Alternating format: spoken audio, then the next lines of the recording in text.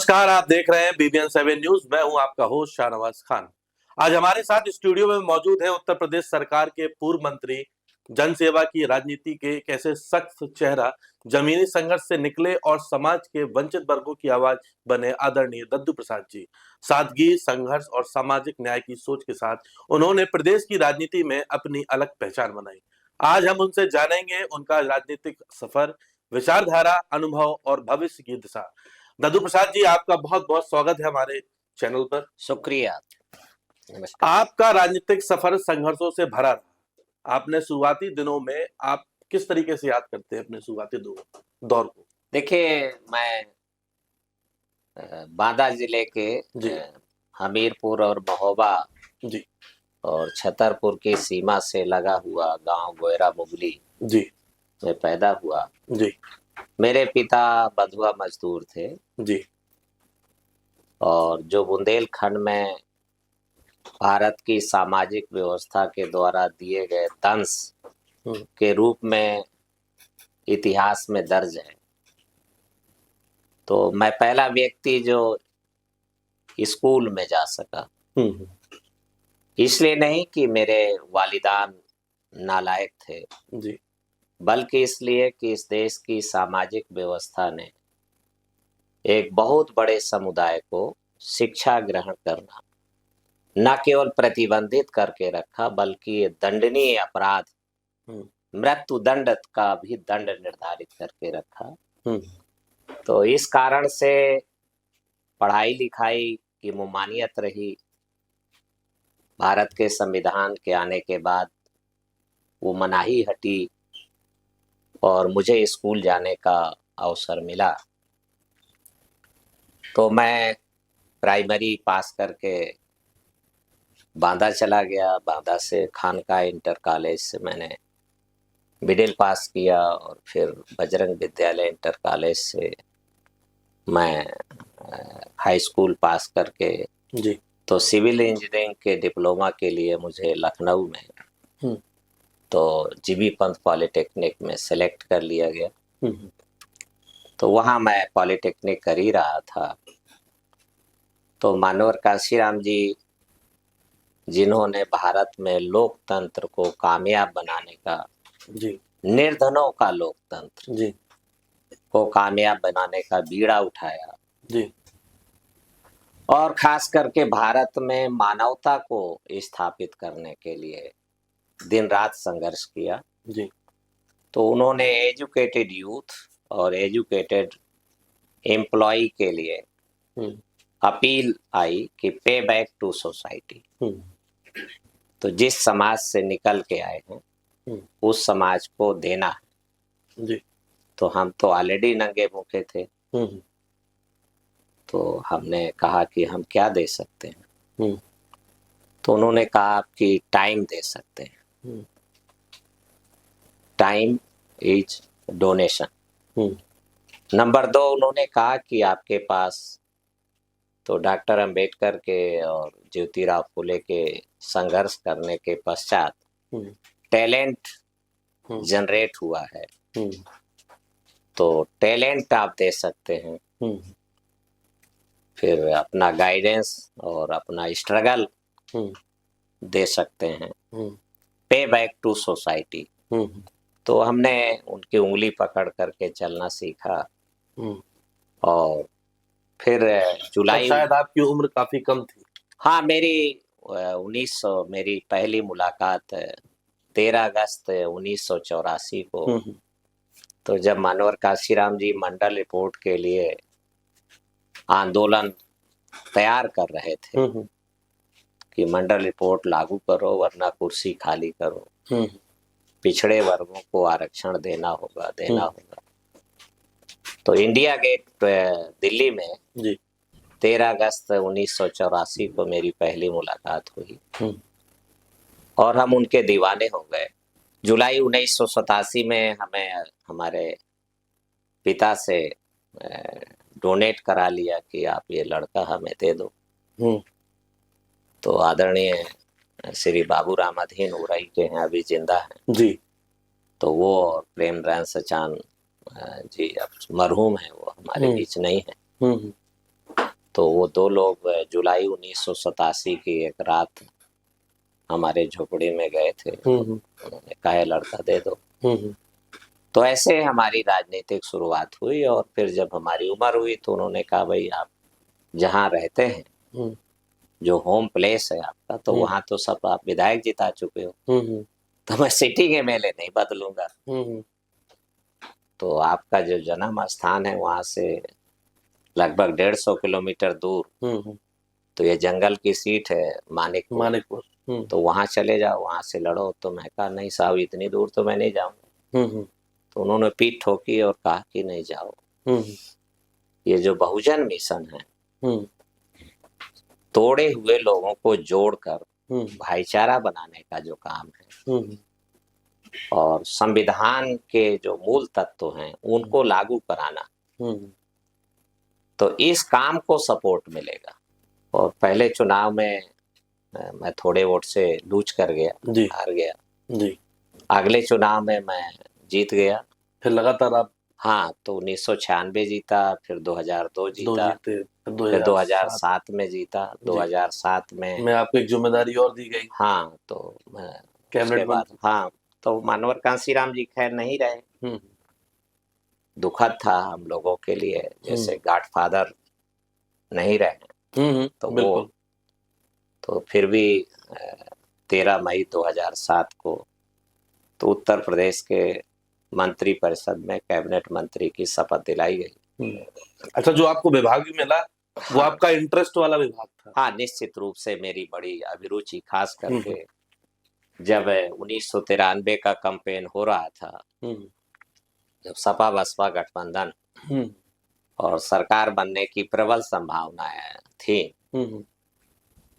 तो जो feudal forces हैं और जो ब्राह्मणिकल फोर्सेज हैं, तो उन्होंने एक र्यूमर, अफवाह फैलाई कि कांसीराम सभी की जमीनें छीन लेगा। तो कांसीराम ने कहा कि मैं आपकी क्यों जमीनें छीनूं, आपकी जमीनें आपको मुबारक हो, मैं जमीन नहीं मजदूर छीन लूंगा, मैं आपकी जमीन नहीं मजदूर छीन लूंगा। तो वो मजदूर छीनने का योजना है मनरेगा, जिसने, तो जब मैं मंत्री बना तो मुझे बहुत गौरव महसूस हुआ किस झोपड़ी से निकल के मैं तो उनके लिए काम करने का अवसर मिल रहा है। तो 47 रुपया उत्तर प्रदेश की दिहाड़ी मजदूरी पीडब्ल्यूडी के गाइडलाइंस के आधार पर थी। तो मैं प्रस्ताव बना के कैबिनेट में ले गया कि ये नाकाफी है, बिल्कुल, और ये 100 रुपया होना चाहिए। अधिकारियों ने खैर नुक्ताचीनी लगाई, पर 100 रुपया अप्रूव्ड हो गई। आज की राजनीति में आप युवाओं की भूमिका को कैसे देखते हैं? नहीं, देखिए, पॉलिटिकल पावर जी, conductor, controller in whole system, राजनीतिक सत्ता सभी प्रकार की व्यवस्थाओं को नियंत्रित करती है और संचालित करती है। तो युवाओं को राजनीति में, और अच्छे युवाओं को अच्छी मंशा के साथ आना होगा। अगर अच्छे लोग राजनीति से स्किप कर जाते हैं, पलायन कर जाते हैं, तो राजनीतिक व्यवस्था एक ऐसी चीज नहीं है कि ये वैक्यूम बनी रहेगी। नहीं, ये खाली नहीं रहेगी, बुरे लोग भर देंगे इसको। तो अच्छे लोग अगर नहीं नहीं, छी छी छी छी, राजनीति बहुत गंदी है, हम राजनीति नहीं करेंगे, हम नेता नौकर बनेंगे, हम केवल धंधा व्यापार करेंगे, हम राजनीति नहीं करेंगे, तो फिर जब बुरे लोग, गंदे लोग, करप्ट लोग, भ्रष्ट लोग आ जाएंगे, और जेफरी एप्स्टीन जैसे लोग, तो कंट्रोल करेंगे, फिर कंडक्ट करेंगे और देश में एक खतरनाक माहौल पैदा होगा जिससे सबको घिन आएगी। इसलिए रिस्पॉन्सिबल है अच्छे लोगों की कि अच्छे लोग राजनीति में आए, जन समर्थन अच्छे लोगों का, और सोसाइटी में अच्छे लोग हैं, अच्छे मूल्यों का स्वागत है। पर जनता तो परेशान तब हो जाती है जब अच्छे लोगों को संवर्धन, अच्छे मूल्यों को सपोर्ट मिलना रुक जाता है और उनको हिम्मत देने वाला लीडरशिप नहीं होती है, तो जनता फिर नए सिरे से न्यू लीडरशिप तैयार करती है। देखिए, लोकतंत्र एक शानदार नेचुरल प्रोसेस है और अभी भी दुनिया भर में लोकतंत्र के अलावा कोई शानदार शासन प्रणाली विकसित नहीं हो पाई। तो इसलिए मैं उन लोगों से सहमत नहीं हूं जो लोकतंत्र को बदनाम करने में लगे हैं। भाजपा के शासनकाल को आप कैसे देखते हैं? निश्चित रूप से मैं ये भारतीय जनता पार्टी भारत की जो सामाजिक व्यवस्था है उसके आदर्श पार्टी है। भारत में लूट का राज चलाने के लिए सबसे शानदार पार्टी है भारतीय जनता पार्टी।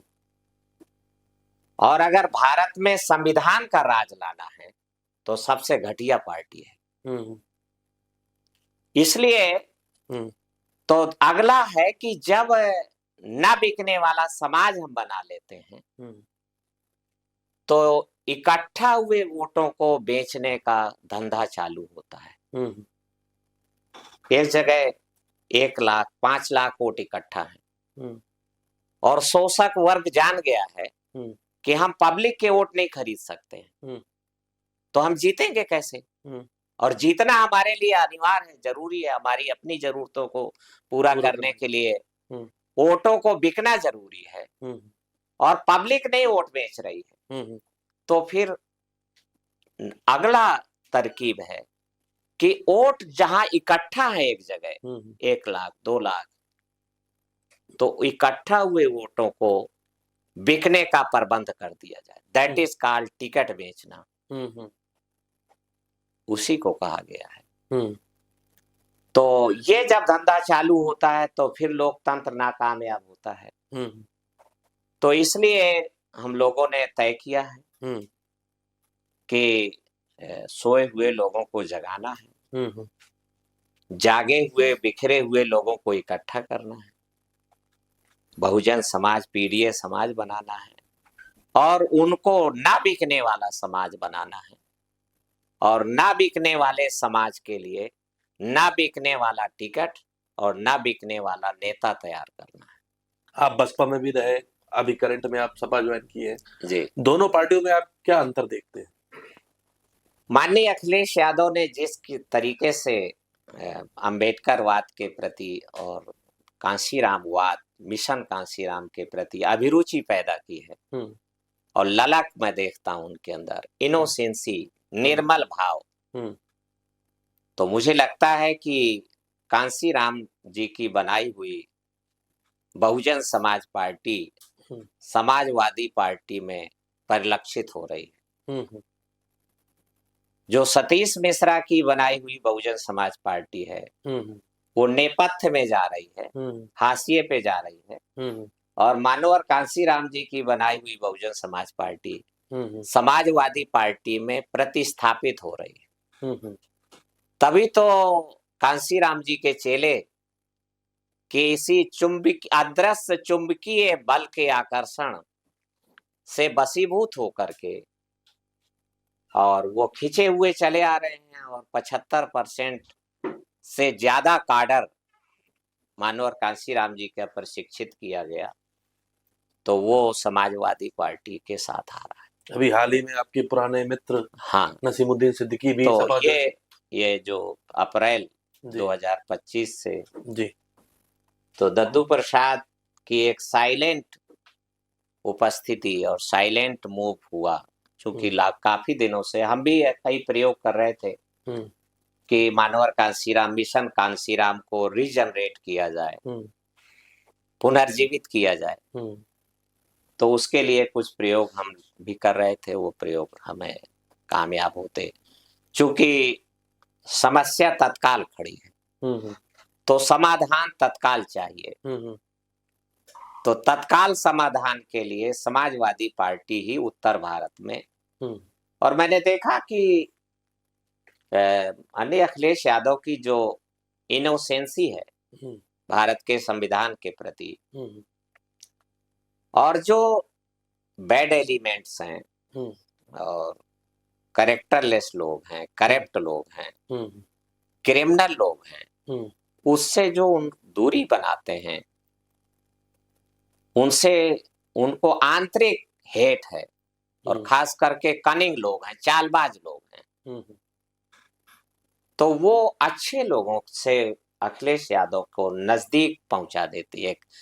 एक एक साइलेंट, एक शांत आश्वासन मिल जाता है कि हमारा हित समाजवादी पार्टी के साथ सुरक्षित, हमारी वैचारिकी समाजवादी पार्टी के साथ सुरक्षित है।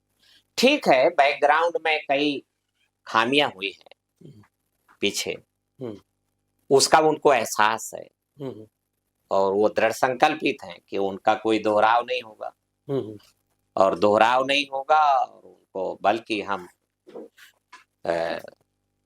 आरक्षण का मामला है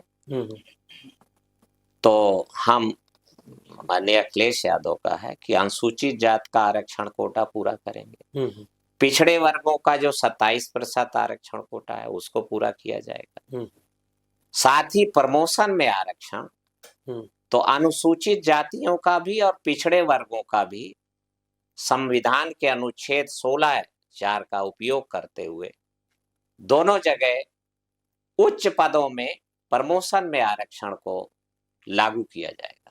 अभी आपने एप्स्टीन फाइल का जिक्र किया था थोड़ी जी। देर पहले, बहुत से ऐसे नाम आ रहे हैं जिनकी समाज में छवि बहुत अच्छी थी जी। क्या कहना चाहेंगे? अभी भारत में भी बहुत सारे नाम आना बाकी है। भारत में इसलिए दुनिया अब इस मोड़ पर खड़ी है कि हमें सेक्स से बचा नहीं जा सकता है, सेक्स को समझा जा सकता है, और हजारों साल पहले, बुद्ध के भी पहले,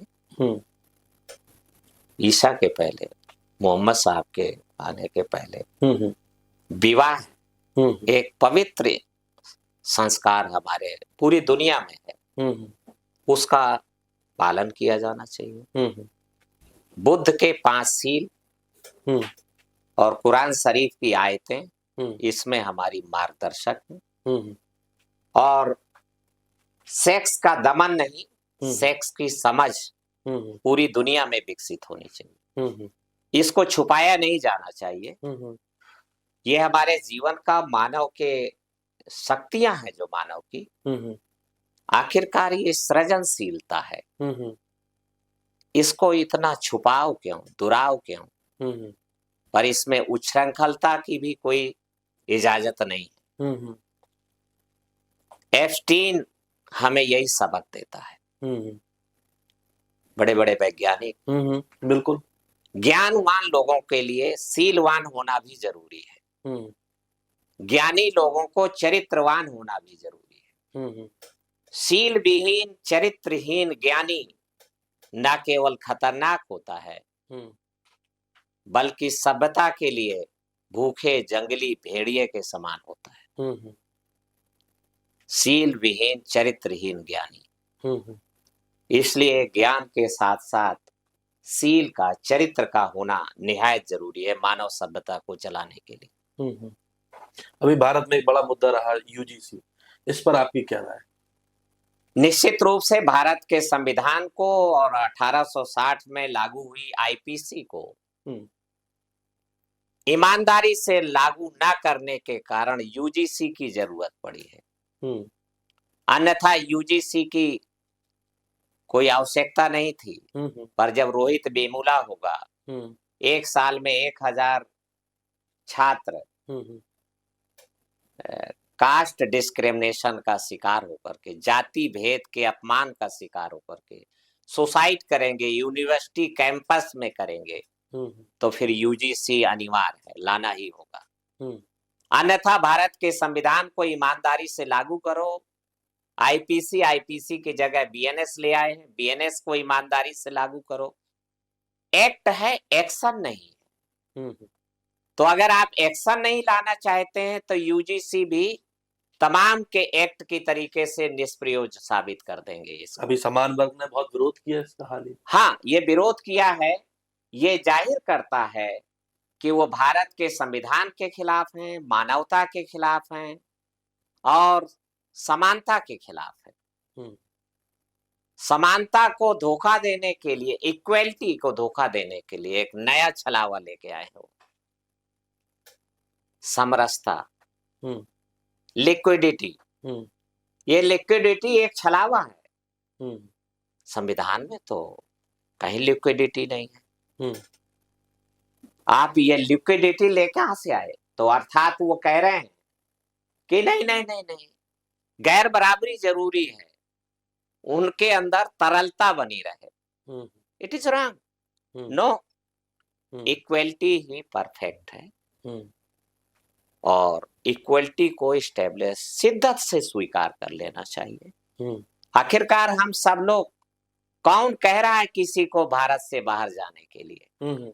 हम सब भाई भाई हैं, हम रहेंगे इस मुल्क में, पर आप कनिंग के साथ क्यों रहना चाहते हैं और कनिंग के साथ रूल करना चाहते हैं? तो हम जाएंगे अपने लोगों के पास, उनको अवेक करेंगे, जगाएंगे, चैतन्य बनाएंगे, उनको संगठित करेंगे और संगठित करके उनको लायक बना करके इस देश में शासनकर्ता जमात बनने लायक तैयार करेंगे। यह हमारा काम है। वो करें गुमराह करने का काम, यह उनका काम है। वो करें नफरत फैलाएं, यह उनका काम है। पर यह हमारी जिम्मेदारी है कि इस देश में हम भारत के संविधान के समर्थन में जनशक्ति का जन समर्थन तैयार करें। प्रेम भाईचारे की जरूरत, आखिरकार इस देश में हम सिंधु घाटी सभ्यता के निर्माता लोग हैं। हम मिस्र की से भी पुरानी सभ्यता के निर्माता हैं, हमारे पूर्वज। तो इसलिए हम बहुत शिद्दत के साथ हैं और गंभीर हैं।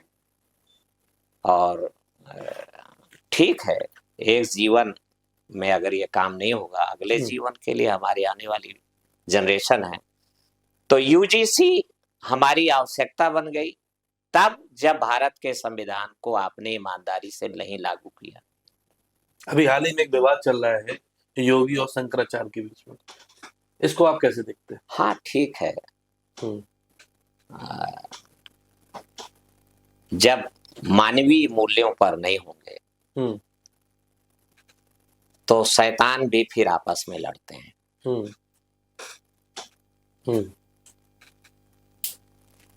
टकराव होता ही है। ये कहाँ लिखा है कि शैतान शैतान नहीं लड़ेंगे? लड़ेंगे ही। तो इसलिए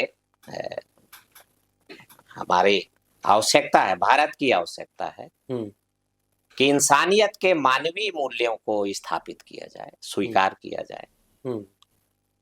और मैं समझता हूं कि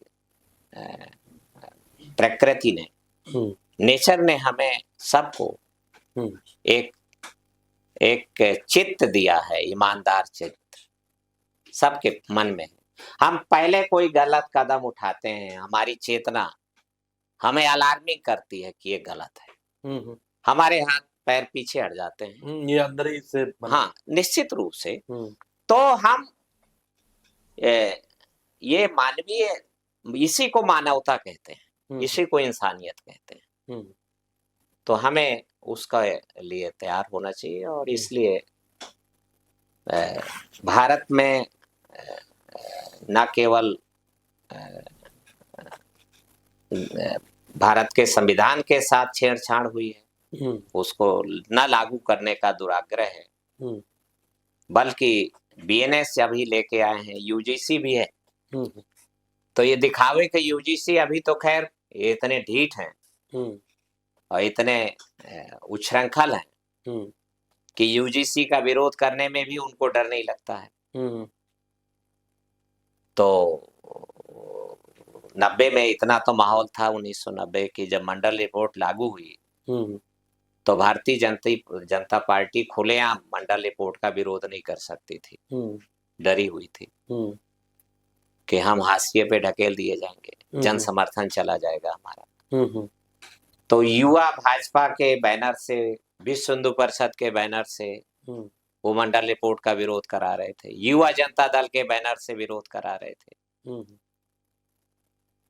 तो फिर वो मंडल को खारिज करने के लिए हमें दूसरे लामबंदी का शिगुफा लेके राम मंदिर का मुद्दा लेके आए, हम्म मंडल से ध्यान हटाने के लिए, ध्यान भटकाने के लिए। हम्म आज वो इतने उच्छृंखल हैं, हम्म बेअंदाज हो गए हैं, बेअदब हो गए हैं कि यूजीसी का खुलेआम विरोध कर रहे हैं। दुनिया में किरकिरी हो रही उनकी। तो इसलिए मैं यूजीसी के समर्थन में हूँ। पर अगर भारत के संविधान को लागू किया जाए, हमारे हाथ में सत्ता होगी तो हम भारत के संविधान को सख्ती से लागू करेंगे। आईपीसी की जगह बीएनएस है, चलिए हम बीएनएस को स्वीकार करते हैं, लागू करेंगे तो यूजीसी की जरूरत नहीं पड़ेगी। अब बात बुंदेलखंड की करते हैं। बुंदेलखंड के आप बड़े नेता हैं, अगर आपकी सरकार आती है तो क्या प्राथमिकताएं रहेंगी बुंदेलखंड को लेकर? देखिए, हम लोगों ने भारत उत्तर प्रदेश के 5 सूबे बनाने का प्रस्ताव हम सैद्धांतिक रूप से नवंबर 11 से सहमत हैं उससे, उसमें हम थे। पर ये बुंदेलखंड की समस्याओं का संपूर्ण समाधान नहीं। आखिरकार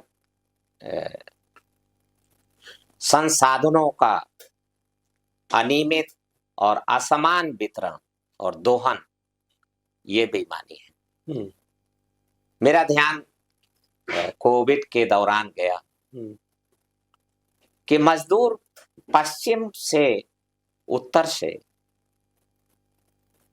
पूरब की ओर ही पलायन कर रहा था, वापस जा रहा था। अर्थात पश्चिमी भारत का औद्योगिक विकास पिछले 75 सालों में तीव्रता से हुआ है। इसके उल्ट जो पूर्वी भारत है, मध्य भारत है, दक्षिण भारत है, पूर्वी दक्षिण भारत है, उसका औद्योगिक विकास भारत सरकार ने करने का प्लान नहीं बनाया। क्योंकि ज्यादातर प्रधानमंत्री पश्चिम और उत्तर से ही आते रहे, तो लिहाजा उन्होंने पश्चिम और भारत का विकास किया, औद्योगिक विकास किया। तो मजदूरों का जो खिंचाव है, मजदूरों का पलायन है, वो पश्चिमी भारत की ओर है। जबकि रॉ मटेरियल है, जो कोल माइंस है, वो मध्य भारत में, पूर्वी भारत में है। फेरस है, वो मध्य भारत में है। दूसरे और मिनरल्स हैं, जो मैन पावर है, जो वो भी पूर्वी भारत, मध्य भारत में है। तो इसलिए, और जो भारत में गैर बराबरी है, जात पात है, इस समस्या के समाधान बुंदेलखंड राज्य बन जाने से भी नहीं होता है। तो मैं बुंदेलखंड राज्य बनाने का समर्थक हूं, पर फिर हमें नई लड़ाई फिर शुरू करनी होगी। और बुंदेलखंड का जो ग्रेनाइट मिनरल्स है और जो सैंड है यहाँ की, वो लाल सोना है हमारा। बिल्कुल। तो इसको बुंदेलखंड के लोगों को, इसमें अब ये कंपनियां आ गई हैं, नेशनल और इंटरनेशनल कंपनियां यहाँ का क्रूरता के साथ यहाँ की छाती फाड़ करके और दोहन कर रही हैं। और जो मुझे पता है, क्रेशर इंडस्ट्री है यहाँ की, और यहाँ की जो माइनिंग इंडस्ट्री है, उसमें अब बुंदेलखंड के लोगों की हिस्सेदारी वो नेपथ्य में ढकेले जा रहे हैं और विदेशी कंपनियां तक आ गई हैं इसमें। तो इसलिए ये दुखद है। बुंदेलखंड राज्य इसलिए बनना चाहिए, पर साथ ही साथ बुंदेलखंड की जो अशिक्षा है, अविद्या है, अज्ञानता है, अवैज्ञानिकता है, अंधविश्वास है, पाखंड है और जाति भेद है, जातीय अपमान है, इसके निदान किए बिना बुंदेलखंड में शांति नहीं आएगी। तो बुंदेलखंड को समता, स्वतंत्रता, बंधुत्व और न्याय पर आधारित सामाजिक व्यवस्था की स्थापना करने के लिए तो एक तीव्र शिक्षा और एक समान शिक्षा सबको मिले। ये भी गलत है कि अमीर का बच्चा अलग स्कूल में पढ़ेगा और गरीब का बच्चा अलग पढ़ेगा, और परीक्षा फिर जब देने जाएंगे तो वो उसके लिए प्रश्न पत्र एक समान होगा। ये बड़ा भारी गोरख धंधा है कि जब आप प्रश्न पत्र एक समान है सभी के लिए, तो शिक्षा भी एक समान सभी को होना चाहिए। और खास करके भारत के संविधान ने जब व्यवस्था दी है, आर्टिकल 21 का है जो अनुच्छेद 21, वो कहता है कि 6 साल से 14 साल तक की उम्र के सभी बालकों को निःशुल्क अनिवार्य एक समान शिक्षा देने का प्रबंध स्टेट करेगा, सरकार करे। स्टेट मीन्स सरकार करेगी, चाहे राज्य सरकार करे या चाहे केंद्र सरकार करे। तो सरकार तो ऐसा नहीं कर रही। सरकार कह रही कि नहीं, राष्ट्रपति का बेटा अलग पढ़ेगा, गरीब के बच्चे के लिए अलग व्यवस्था हो। नहीं, राष्ट्रपति का बेटा भी, मजदूर का बेटा भी एक साथ पढ़ें। और दुनिया के अनेक मुल्कों में है, ऐसा कैसे नहीं है। तो ऐसा हो सके तो विद्या, अगर आप धन धरती नहीं बांट सकते हो तो भाई विद्या तो बांट दो। विद्या देने में कंजूसी क्यों? शिक्षा देने में हजारों साल से हम अपाहिज हैं, तो विद्या की कमी के कारण है ना। हमें हमारे एक पर्सनालिटी को मौका मिला और दुनिया में बेहतर शिक्षा हासिल करने का, तो हमने दुनिया में नंबर 1 पर खड़ा कर दिया द्रविड़ वंशी डॉक्टर भीमराव अंबेडकर को। दुनिया में आज दूसरा मुकाबला नहीं है। तो अर्थात हम में क्षमता है, स्टेमिना है, हम में IQ है, हम आगे खड़े हो सकते हैं। पर आप हमसे तालीम छीन रहे हैं, तालीम नहीं दे रहे हैं, विभेदकारी शिक्षा। तो ये खतरनाक है। एक समान शिक्षा देश में, और भारत का संविधान इसी का प्राविधान करता है कि एक समान शिक्षा लागू हो। हम आएंगे तो हम ऐसा ही करेंगे। अगर आपको इस बार बड़ी जिम्मेदारी मिलती है तो पहली प्राथमिकता आपकी क्या होगी?